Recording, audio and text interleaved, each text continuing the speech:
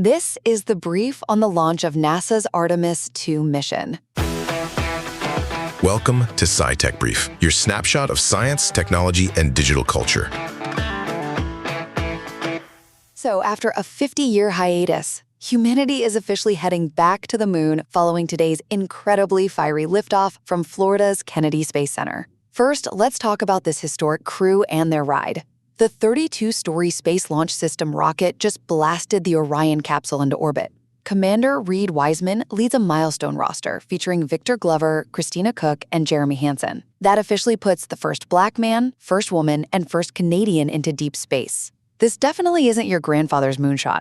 But, this crew isn't actually touching down. Second, this is strictly a 10-day shakedown cruise. They're riding a free return trajectory, basically using the moon's gravity as a giant slingshot to whip back to Earth. Glover already knocked out a manual flying test, and they're troubleshooting minor hiccups, like a glitchy onboard toilet.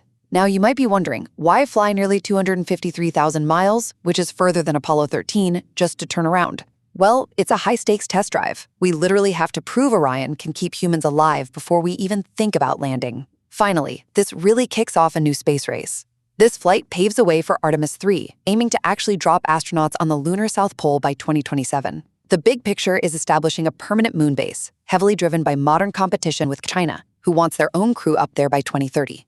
If Apollo was a sprint just to plant a flag, Artemis is laying the foundation to build a campsite.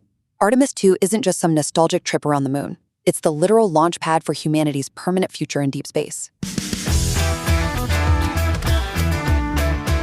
That's today's SciTech Brief. Short, smart, and straight to the point. If you want to listen to previous episodes, you'll find them on Spotify.